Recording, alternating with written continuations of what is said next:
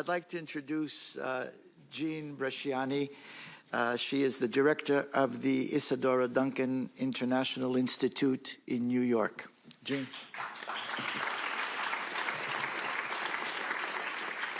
It is a great thrill to be here tonight.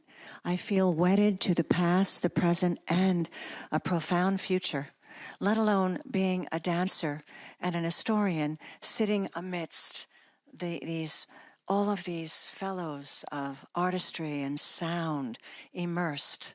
It reminds me of some of the great journeys I've had with Dimitri Vassilakis as he would lead us along the way through the archaeological sites in Greece.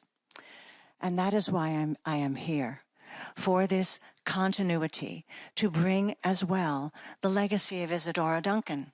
She was also an American foundress, the foundress of modern dance.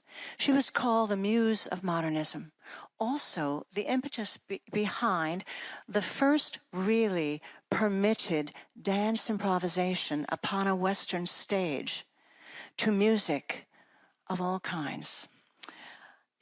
The other mission I bring with Dimitri and his beautiful wife, Elena Michailou, is the Delphic Game Reinstatement Project. This we share with the wonderful Mayor Emeritus of Delphi, Greece, Panos Kaltis. The Delphic Games were second only to the Olympic Games in the ancient world, but they also entailed dance, music, poetry, song, theater, philosophy, myth, with sport. And so Isadora Duncan, the foundress of our lineage, was the first behind the original modern reinstatement. She died before it occurred, but her relatives brought this to bear, Eva Palmer and the great poet Diogorus Angelos Siklianos. And so tonight I am privileged to be a representative, to wed the Isadora Duncan legacy, the Delphic Games, to jazz here at this amazingly honorific institution, the United Nations, not foreign to Isadora at all, for her work was considered a great legacy for peace. She was considered the first citizen of the world, surely the first woman doing such. And she also was for the dance for every living person.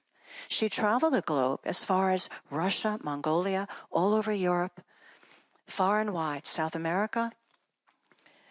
She had come at that turn of the last century to remind the Greek people of their profound inheritance in arts, philosophy, and mythology. She wore their garments. She said, I must be the standard bearer of this great legacy, and we must bring it to bear in modern form. Thus she produced what she called improvisationally the movement of the soul. She brought art and ideas together, holding on to the values, the virtues, and the valor and bravery it takes to be an essential original self on a stage or anywhere in life. She was an inspiratrix, I call her, and an animatrix.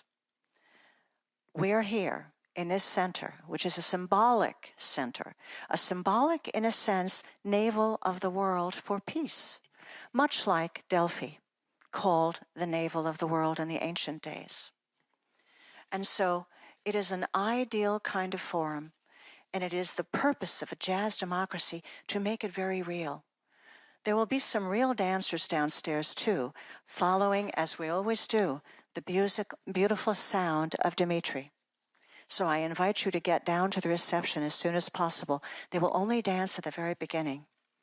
And let us, as Isadora asked us, merge the arts.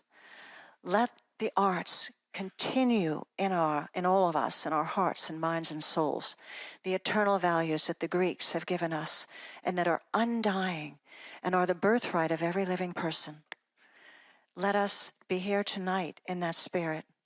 Let us hear the mother cry, the brother cry, the father cry, the sister cry of all creation when we hear this sound emerging from these great artists.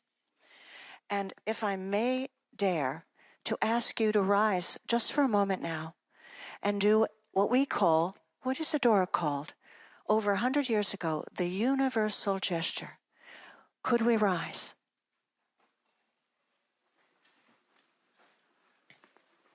And she would say, as she moved, earth, self, sky, my brothers. Earth, self, sky, my sisters. Earth, self, sky, our world. United and one. And she reminded us, let the artists unite and create this miracle of love. Thank you. Thank you. Jeanne Bresciani.